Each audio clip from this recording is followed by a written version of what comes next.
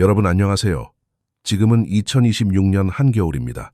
하지만 전 세계의 시선은 중동의 그 뜨거운 땅 이란에 집중되어 있습니다.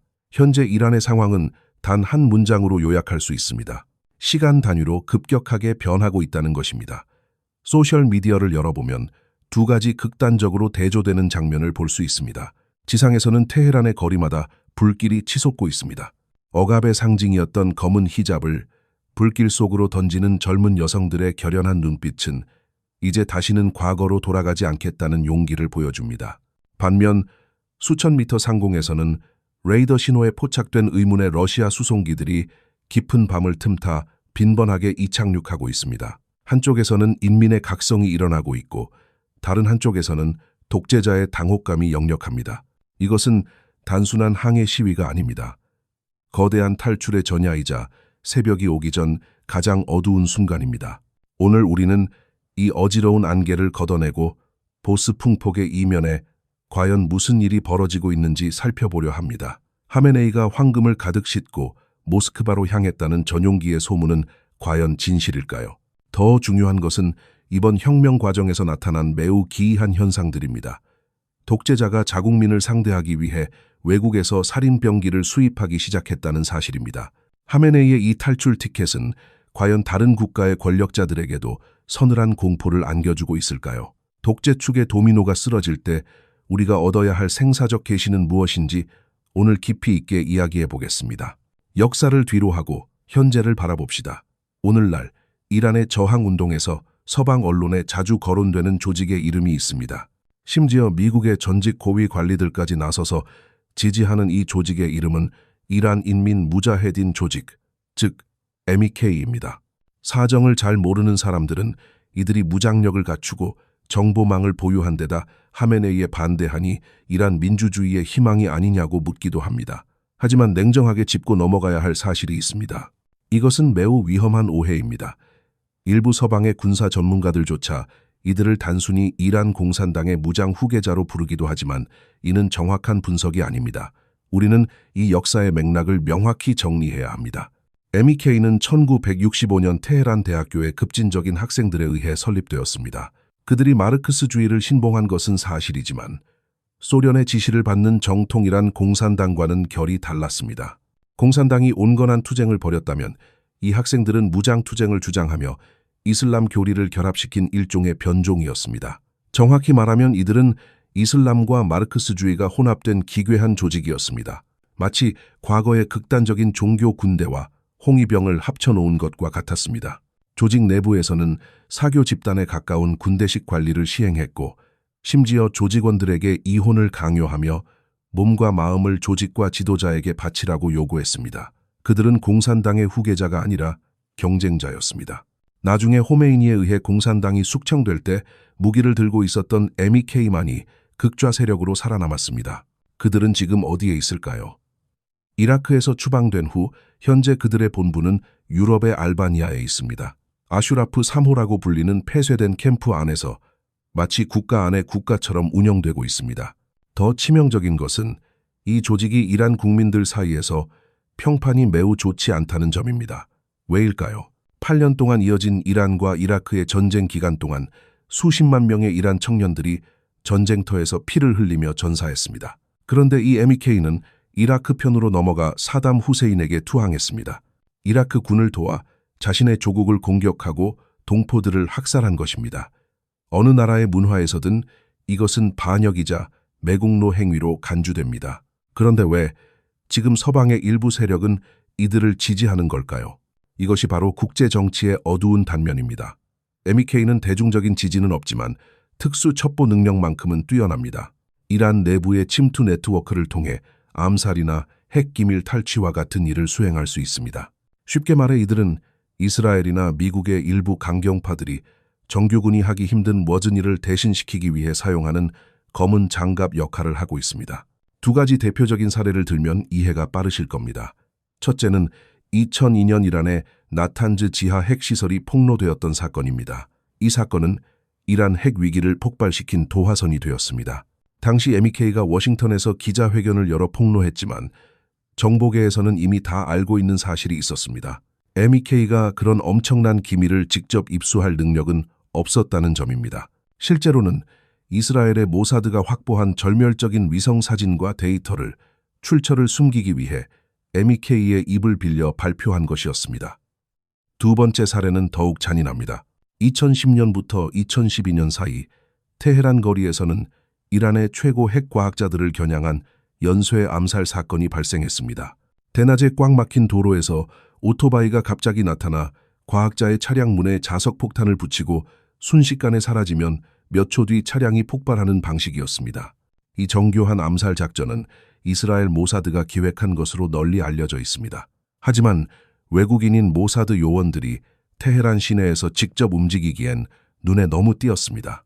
누가 오토바이를 운전하고 누가 안전 가옥을 제공하며 누가 목표물을 정찰했을까요? 바로 이란 내부의 지하 네트워크를 가진 MEK였습니다. 그들은 이란인의 얼굴을 하고 현지 말을 쓰면서 외국 정보기관의 참수 작전을 수행했습니다. 여러분, MEK가 신권 통치에 반대한다고 해서 그들이 민주주의에 등불인 것은 아닙니다. 그들은 지정학적 체스판 위에 날카로운 단검일 뿐입니다. 적의 적은 친구라는 논리는 전술적으로는 통할지 모르지만 자유를 갈망하는 평범한 사람들에게 이 단검은 온기 없는 차가운 금속일 뿐입니다. 그들은 타인의 손에 쥐어진 체스판의 말에 불과합니다. 이것이 미래의 격변을 준비하는 우리에게 주는 계시는 매우 중요합니다.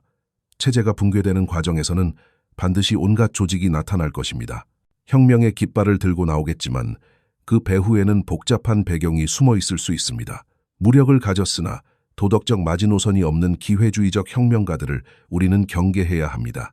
우리의 자유는 또 다른 주인을 찾는 것에 있지 않으며 외부 세력의 용병에게 맡겨질 수도 없습니다. 역사의 함정과 현실의 악당들에 대한 이야기를 듣다 보면 마음이 무거워질 수도 있습니다. 이란의 이번 혁명에 정말 희망이 있느냐는 의문이 들기도 하겠지요. 제가 존중하는 한 서방의 군사 전문가는 중동 전쟁사와 공군력 분야에서 독보적인 권위를 가진 분인데 그는 최근 아주 비관적인 분석을 내놓았습니다. 그분의 정보원은 심지어 이란 혁명수비대의 현역 장교들까지 포함되어 있을 정도로 정교합니다. 그는 이란의 이번 혁명이 성공할 확률이 40%에 불과하다고 말합니다. 그 이유는 명확합니다. 과거의 호메이니처럼 대중을 하나로 묶어줄 강력한 지도자가 없기 때문에 반대파들이 한낱 모래알처럼 흩어져 있다는 것입니다. 하지만 저는 오늘 이 자리를 빌려 그 전문가의 의견에 과감히 반박해보려 합니다. 2026년, 오늘날 지도자가 없다는 사실은 오히려 이번 혁명이 성공할 수 있는 가장 강력한 보장책이 되기 때문입니다. 최근 몇 년간의 세계 정세를 한번 살펴보십시오. 2024년 방글라데시에서 일어난 몬순 혁명을 기억하십니까? 10년 넘게 철권 통치를 휘둘러온 하시나 총리를 몰아낸 것은 강력한 야당이 아니었습니다. 야당 인사들은 이미 감옥에 갇혀 제9시를 못하는 상태였습니다. 거리로 쏟아져 나온 것은 대학생들이었습니다. 그들에게 통일된 총사령부가 있었을까요? 아니었습니다. 그들에게는 오직 워치앱 단체 대화방과 거리의 조정자들 뿐이었습니다. 정부가 조정자 1명을 체포하면 즉시 10명이 나타났고 10명을 잡으면 100명이 솟아올랐습니다. 이러한 비중심화된 저항 방식 앞에서 방글라데시의 군경은 누구를 체포하고 누구의 목을 쳐야 할지 갈피를 잡지 못했습니다. 결국 군대는 끝도 없이 밀려오는 인민의 바다를 마주하고는 총구를 돌려 시민의 편에 서는 선택을 했습니다. 지난해 9월 우리의 이웃나라 네팔에서도 비슷한 일이 있었습니다. 한 무리의 젊은이들이 틱톡과 소셜미디어를 통해 서로를 연결했고 어떤 기성 정치인도 미신처럼 믿지 않은 채 부패한 총리를 집으로 돌려보냈습니다. 이것이 바로 인터넷 시대의 무드풍폭, 즉 머리 없는 폭풍의 위력입니다. 이 대목에서 어떤 분들은 홍콩의 사례를 떠올리며 질문하실지도 모릅니다. 2019년 홍콩의 범죄인 인도 법안 반대 운동도 지도자 없는 물과 같은 저항이 아니었느냐. 그런데 왜 결국 진압되었느냐는 아픈 질문 말입니다. 홍콩의 항쟁이 잠시 좌절된 것은 이 모델이 실패했기 때문이 결코 아닙니다. 오히려 이 모델이 너무나 성공적이었고 독재 정권을 극심한 공포로 몰아넣었기 때문입니다. 당시 홍콩 경찰이 왜 그렇게 미친 듯이 돌변했는지 기억해 보십시오. 광둥어를 쓰지 못하고 극도로 잔인하게 행동하는 경찰들이 왜 갑자기 늘어났겠습니까? 당시 홍콩 현지 경찰들이 지치고 내부적으로 동요하기 시작하자 중국 당국은 일국양제의 마지막 선을 넘었습니다. 본토에서 비밀리에 무장경찰을 투입해 홍콩 경찰에 섞어 넣은 것입니다. 나중에는 국가보안법을 강행해 사법적 타격대를 홍콩에 직접 꽂아 넣었습니다. 이것은 오늘날 우리가 이란에서 목격하고 있는 상황과 놀라울 정도로 일치합니다. 현지의 힘으로 도저히 저항의 불길을 끌 수 없을 때 하메네이는 이라크에서 살인병기들을 수입하고 중국은 본토에서 무장경찰을 공수했습니다. 이는 역설적으로 이러한 비중심화된 저항 앞에서 독재자들이 얼마나 무력한지를 증명하는 것입니다. 그들은 이제 외부의 물리력을 빌려와 억지로 누르는 것 외에는 할 수 있는 일이 없습니다. 하지만 강제로 누른다고 문제가 해결될까요? 홍콩 사람들은 거리에서 물러났을지 모르지만 저항의 씨앗은 마음속에 심어졌고 전 세계로 퍼져나갔습니다. 이것은 곧 독재자가 가장 두려워하는 또 다른 악몽인 백지운동으로 이어졌습니다. 그 운동에 총지휘관이 있었습니까? 배후 세력이 있었습니까? 당국은 배후를 찾으려 혈안이 되었지만 찾을 수 없었습니다. 그것은 명령에 의한 움직임이 아니라 공감의 폭발이었기 때문입니다. 상하이의 청년들이 백지를 들어 올렸을 때 베이징과 청두 그리고 광저우의 청년들은 누구의 지시도 받지 않았습니다. 모두의 마음속에 있는 고통과 요구가 같았기 때문입니다. 공산당 물러가라는 그 한마디는 중국 전역에서 동시에 울려 퍼졌습니다. 독재자는 해외에 있는 민주화 운동 지도자를 두려워하지 않습니다. 그런 사람들은 오명을 씌우거나 매수하거나 제거할 방법이 얼마든지 있기 때문입니다. 하지만 독재자가 가장 무서워하는 것은 물이 스며드는 듯한 저항입니다. 모든 사람이 지도자이면서 동시에 아무도 지도자가 아닐 때 독재자의 거대한 비타협적인 기계장치는 솜사탕을 때리는 것처럼 힘을 쓰지 못하게 됩니다. 그래서 이란은 지금 제2의 호메이니를 찾을 필요가 없습니다. 이란 인민들은 이미 위대한 구세주나 위대한 영웅이라는 신화에 충분히 속아왔기 때문입니다. 그들에게 필요한 것은 석유 노동자들이 계속해서 밸브를 잠그는 것이고 젊은이들이 스타링크를 통해 진실을 전파하는 것이며 시장의 상인들이 동맹 파업을 이어가는 것입니다. 공포가 깨지고 공감대가 형성될 때 그 힘은 어떤 강력한 철권보다 수만 배 더 강력해집니다. 독재자의 칼날이 무뎌질 때 그들은 가장 비열한 선택을 내리곤 합니다. 지금 이란의 거리에서는 믿기 힘든 비극이 벌어지고 있습니다. 하메네이는 자신의 군대가 더 이상 명령에 복종하지 않는다는 사실을 깨달았습니다. 정규군 병사들은 대부분 의무병이며 그들의 부모와 형제가 바로 거리에서 시위를 하고 있는 평범한 시민들이기 때문입니다. 아무리 혹독한 훈련을 받았어도 자신의 혈육을 향해 방아쇠를 당기는 것은 인간의 본능과 양심을 거스르는 일입니다. 평소 가장 흉포했던 바시지 민병대조차 수십만 명의 인파 앞에서는 동요하기 시작했습니다. 결국 그들은 같은 이란인이고 같은 언어를 쓰며 같은 피가 흐르고 있기 때문입니다. 여기서 독재자의 마지막 도박이 시작됩니다. 그것은 바로 대리인 수입입니다. 우리가 확보한 깊이 있는 정보에 따르면 이란 당국은 이라크와 레바논 등지에서 시아파 민병대 무장 인력을 긴급하게 이란 내부로 불러들이고 있습니다. 이들은 이란인이 아닙니다. 테헤란 시민들에게 그 어떤 감정도 유대감도 없습니다. 그들의 눈에 항의하는 시민들은 단지 제거해야 할 배신자나 이교도일 뿐입니다. 이 수법은 실로 사악하고 밑바닥이 없는 방식입니다.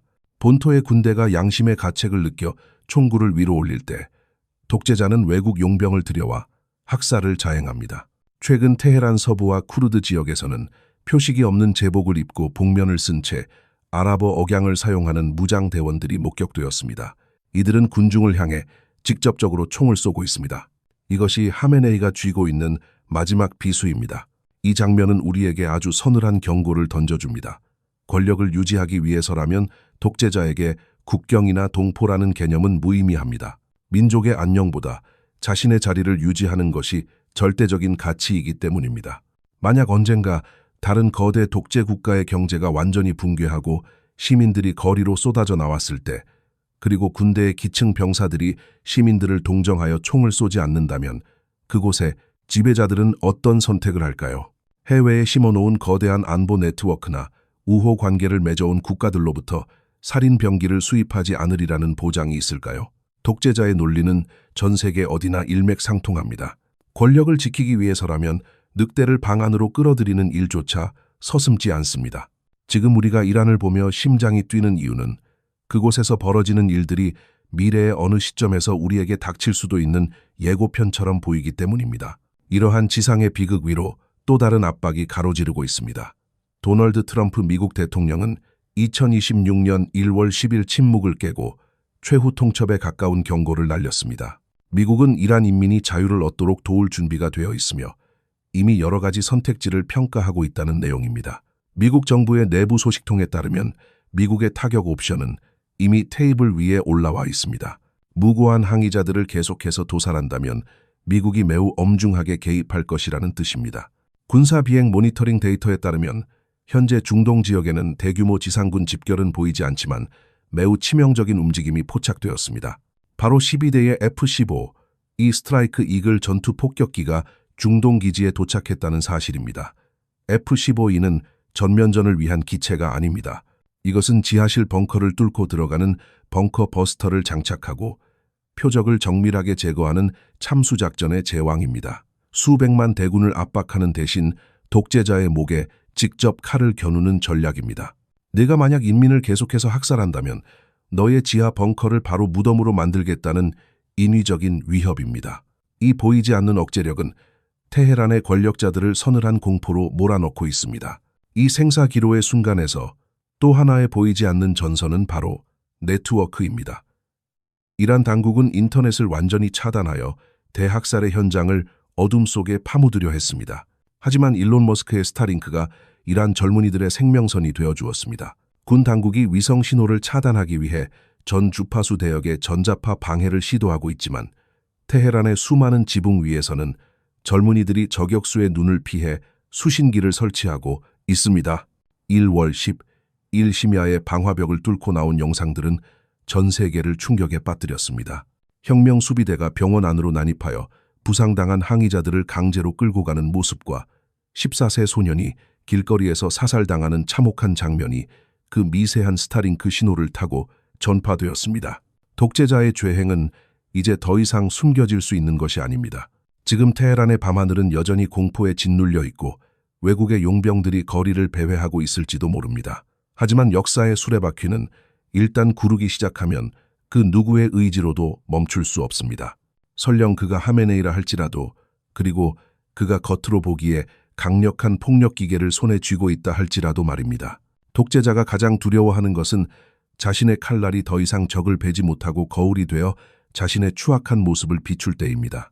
이제 이란의 비극은 그들만의 이야기가 아니라 자유를 갈망하는 전 세계 모든 이들이 지켜보아야 할 거울이 되었습니다. 이 격정적인 순간에 우리는 잠시 냉정하게 과거의 한 조각을 돌아볼 필요가 있습니다. 혁명은 종종 거대한 함정을 동반하며 자칫 한 마리의 늑대를 쫓아내려다 더 흉포한 호랑이를 불러들일 수 있기 때문입니다. 지금 서방 언론은 이란 인민의 용기를 연일 보도하고 있지만 이란의 역사에는 지금까지도 피를 흘리고 있는 거대한 흉터가 하나 있습니다. 바로 1979년의 이슬람 혁명입니다. 많은 젊은 세대는 당시 팔레비 국왕을 몰아낸 것이 오로지 호메이니와 같은 종교인들의 공로라고 생각할지 모릅니다. 하지만 실상은 전혀 다릅니다. 당시 국가 기공을 마비시키고 석유 노동자들의 대파업을 조직하여 국왕을 망명길에 오르게 했던 주역은 바로 이란의 좌파 세력들이었습니다. 특히 이란 인민당, 즉 이란 공산당의 역할이 컸습니다. 당시 이란 공산당은 조직력이 막강했고 동원 능력이 뛰어났습니다. 그들은 호메인이라는 종교 지도자가 단지 독재에 반대하는 상징적인 인물에 불과하다고 믿었습니다. 친미 성향의 국왕만 몰아내면 자신들의 조직력을 바탕으로 사회주의 이란을 건설할 수 있을 것이라는 천진난만한 생각을 했던 것입니다. 그래서 그들은 호메이니를 전폭적으로 지지했고 그가 귀국하여 기반이 약할 때 다른 자유주의 세력들을 탄압하는 데 앞장서기까지 했습니다. 하지만 역사는 그들에게 가장 가혹한 뺨을 때렸습니다. 혁명이 성공하고 국왕이 떠나자 호메이니는 본색을 드러냈습니다. 그는 더 이상 동맹군이 필요하지 않았습니다. 1982년부터 호메이니 정권은 이란 공산당을 향해 파괴적인 대숙청을 시작했습니다. 1983년에는 공산당 지도부 전체가 일망타진되었습니다. 거리에서 호메이니를 연호하던 이들은 감옥에 갇혀 상상할 수 없는 고문을 당했고 결국 텔레비전에 나와 자신이 간첩이었다고 거짓 자백을 한 뒤 형장의 이슬로 사라졌습니다. 이 비극적인 역사는 우리에게 매우 깊은 교훈을 줍니다. 레닌은 공산주의의 동정적인 지식인들을 가리켜 유용한 바보들이라고 불렀습니다. 호메이니에게 당시의 공산당원들은 딱 그 정도의 존재였을 뿐입니다. 독재자를 타도하기 위해 손을 잡을 때 우리는 반드시 상대의 도덕적 토대와 이념적 극단성을 경계해야 합니다. 악마를 쫓아내기 위해 또 다른 악마의 옷을 입은 존재를 끌어들여서는 안 됩니다. 그것이 신권의 탈을 썼든 공산주의의 탈을 썼든 본질은 다르지 않습니다. 오늘 프로그램의 마지막은 실제 하는 몇 편의 영상 속 장면들로 채우고 싶습니다. 이 영상들에는 할리우드 영화와 같은 화려한 특수 효과는 없지만 독재자가 가장 두려워할 진실의 힘이 담겨 있습니다. 한 영상 속에서는 이란의 한 어머니가 보안군의 총구 앞으로 당당히 걸어 나갑니다. 뒤편에서 딸이 울부짖으며 엄마 돌아와라고 소리치지만 그녀는 뒤돌아보지 않습니다. 주저함 없는 발걸음으로 무장한 군인들에게 다가갑니다. 곧이어 총성이 울리고 그녀는 쓰러집니다. 영상은 거기서 끊기지만 그녀의 뒷모습은 역사에 영원히 각인되었습니다. 카라지의 거리에서는 한 할머니가 보행 보조기를 밀며 시위대 맨 앞을 걸어갑니다. 금방이라도 바람에 쓰러질 듯 위태로운 걸음이지만 그녀의 입에서는 독재자는 죽으라는 단호한 외침이 터져 나옵니다. 서부도시 보르제르드에서는 하얗게 머리가 센 노부인이 피를 흘리면서도 카메라를 향해 이렇게 외쳤습니다. 나는 두렵지 않다. 나는 이미 47년 동안 죽어 있었다. 47년은 바로 1979년 혁명 이후 지금까지의 시간입니다. 신권 독재 아래서의 삶이 살아있는 시체와 같았다는 그 노부인의 절규는 전 세계의 심장을 울렸습니다. 이 장면들은 저에게 확신을 줍니다. 이란 정권의 붕괴는 이미 카운트다운에 들어갔다는 사실을 말입니다. 걷기도 힘든 노인조차 겁주지 못하는 정권, 아이들의 미래를 위해 총구 앞으로 나가는 어머니를 막지 못하는 정권은 그 수명이 다한 것입니다. 사람들이 죽음보다 지금의 삶을 더 두려워하게 될 때 독재자의 총구는 무력해집니다. 이란의 어머니들과 노인들이 보여주는 이 폭풍은 단순히 강 건너 불구경이 아닙니다. 그것은 모든 독재자의 최후를 비추는 거울입니다. 완벽한 지도자를 기다리지 마십시오. 하늘에서 기사가 내려오길 기대하지 마십시오. 진정한 힘은 각성한 평범한 개인의 손안에 있습니다. 해외로 도망치는 관료들이 늘어나고 일손을 놓는 노동자들이 많아지며 하얀 종이를 든 손들이 거리를 가득 메울 때 견고해 보이던 붉은 성벽은 하룻밤 사이에 무너질 것입니다. 역사의 진실을 밝히는 강봉시계. 오늘 준비한 내용은 여기까지입니다. 오늘 이야기가 여러분에게 새로운 시각과 용기를 주었다면 좋아요와 구독을 부탁드립니다. 그리고 이 영상을 더 많은 친구와 공유해 주십시오. 우리는 다음 시간에 더 깊이 있는 이야기로 다시 만나겠습니다. 감사합니다.